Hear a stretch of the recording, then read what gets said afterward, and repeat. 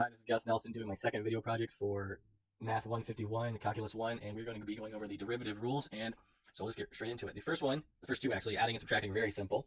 You just add and subtract the derivative. So for example, 4x squared, if that's one function, and you want to add another function, which is 3x, just find the derivative of each, 8x plus 3, and that's the combined derivative. For subtraction, it's the exact same thing. You have 4x squared minus 3x, find that derivative, and subtract it from the second derivative. Very simple. So to memorize that, you just got to memorize adding is adding, subtracting is subtracting. You can't really make it more simple than that. Moving on, we're going to go and do the sine and cosine functions. And this one, it requires just some straight memorization, but using that memorization, we'll be able to apply it to the later trigonomic function. So for example, sine of x and cosine of x. Very simple to find the derivative. All you got to do is switch it. For sine, it becomes cosine, and for cosine, it becomes negative sine. Now, the way I kind of remember this is going back to the trigonomic functions you learned in Math 142. When you had, cosine of 2x or sine of 2x, those rules tended to be, sine was friendly and cosine was unfriendly. So when it was sine, there was addition. When there was cosine, there was subtraction. And just like there, when you have sine, it is friendly, so it becomes cosine. And when you have cosine, it's unfriendly, so it becomes sine, but a negative sign. Okay, now we're going to move on to the multiplication rules. And the quick and dirty way to think about this is multiplication is addition and division is subtraction with a little bit extra. And when we work with this formula, we're going to have, a function like p of x equals f of x times g of x. And then when we try to find the derivative of p of x, you can't just simply multiply the derivatives of the two functions. You have to do something a bit extra. You have to take the derivative of one times the function of the other and add that to that first function plus the second's derivative. Now, when we're doing this, because multiplication, it doesn't matter if you multiply f of x first and then g of x, or if you multiply g of x, then f of x. But just to keep things orderly, we're going to always assume that when we write this out, that this function on the left will always have this come first. So if this is a function on the left, then when we do the derivative, it's going to be that derivative times the regular function of the other one. And that's going to keep things orderly when we move towards division, which is subtraction, because then there the order does matter. So for this example, we have f of x equals 8x to the third, and g of x equals 10x to the second. Well, the derivative of f of x is 24x squared, so it's going to be 24x squared times that first function, 10x squared. All of that is going to be plus the regular function of the first, 8x to the third, times the second function's derivative, 20x. And that can be actually simplified quite a bit. It can be then simplified to 240x to the fourth plus 160x to the fourth, which actually then can be simplified to just 400x to the fourth. All right, so moving on, we have those two same original functions, but now we're going to divide them. And again, before it was f prime of x times g of x plus f of x times g prime of x. Now it's going to be f prime of x, g of x minus f of x times g prime of x. And that only applies because f of x is on top. And last time we always said that the leftist function in multiplication would be the one that we started adding with first. And then you just have to divide that subtraction by the original g of x squared. In this whole dividing to find the derivative, we never actually divide when we do the subtraction. So because we didn't ever do the division when we had this subtraction operation go on, now we got to divide twice, right? Because now we're dividing by the original divisor twice. F prime of x times g of x, we already know that that's 240x to the fourth.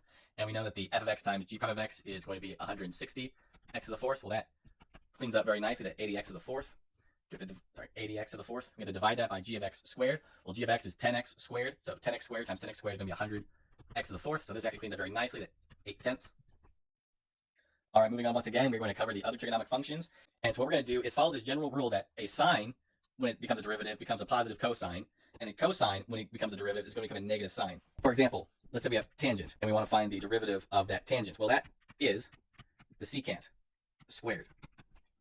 But that actually applies to the rule in a way, because remember, tangent is just sine over cosine, and secant is just 1 over cosine, and in this case, it'd be 1 over cosine squared. The tangent, which is a sine-dominated function, when it becomes a derivative, it becomes the inverse cosine squared. So the tangent function becomes the inverted cosine squared. And this would make more sense when we look at the derivative of cotangent, which of course is negative cosecant squared of x. Now remember, cotangent is the cosine over sine function. And so you can think of this as a cosine dominant function.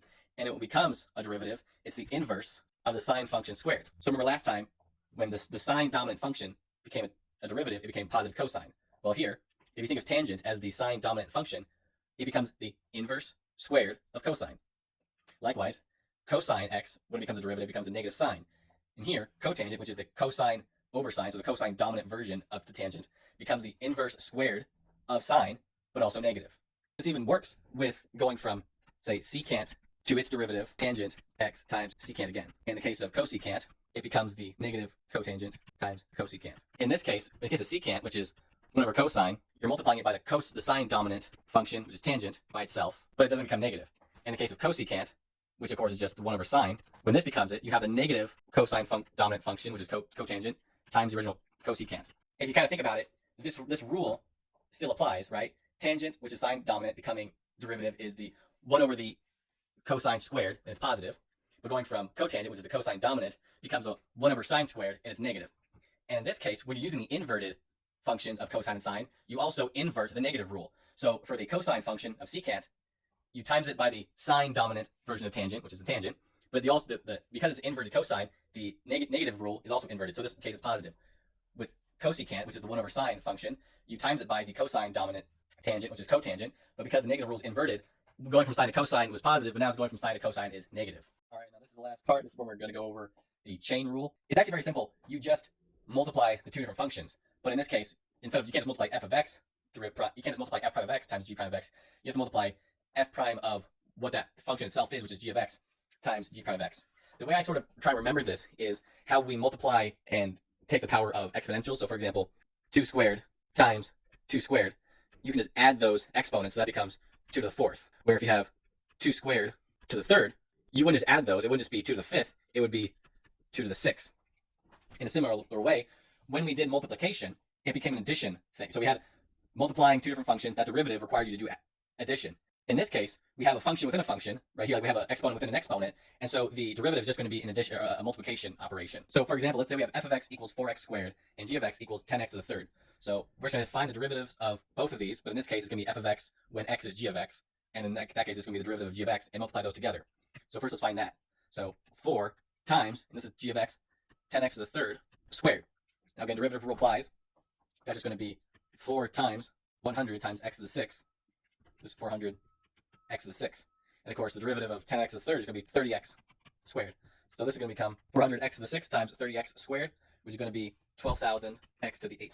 Okay, so we're going to do an example here now. We have 10 sine x plus 3x squared times 10x. Now, of course, the broadest rule we can apply is the addition rule. We have one function, and we take its derivative and add it to the derivative of the other function.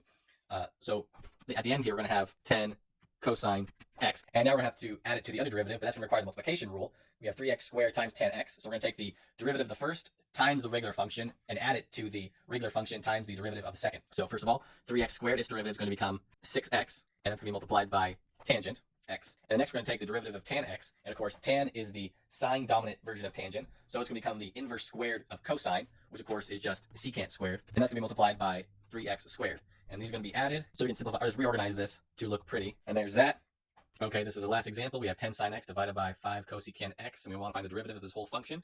So first things first, we're going to take the derivative of this function, multiply it by this function itself, and then subtract that from the derivative of this function multiplied by that function.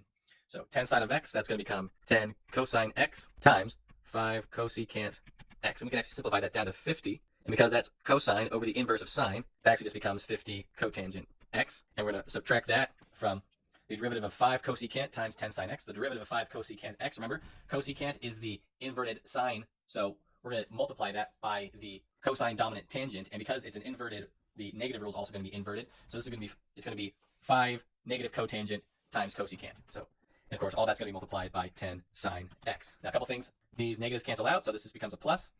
5 into 10 multiplied to make 50. We have cosecant, which is inverse sine, times sine. So those are going to cancel out, and we're left with cotangent. So in fact, we have 50 cotangent plus 50 cotangent. So that's just going to equal 100 cotangent of x. And then we still have to divide that entire thing. Remember, we skipped the dividing portion of this dividing operation, so now we got to do it twice. So that's going to be 5 cosecant of x squared. That's going to lead to 100 cotangent of x divided by 25 cosecant squared, 25 cosecant squared x, which we can even simplify further if we wanted to. 100 divided by 25 equals 4, and cotangent is cosine over sine, and we have cosine. We divide by cosine squared. So what we're really doing is multiplying by sine squared, because cosecant is 1 over sine, and so if we're dividing by 1 over sine, it just inverts. So we cancel out those two sine operations, and what we're left with is just 4 times cosine x times sine x. So this all reduces down to 4 times cosine x sine x. And that's it. I hope you enjoyed this video. I hope you found these tools useful, and good luck with the lessons.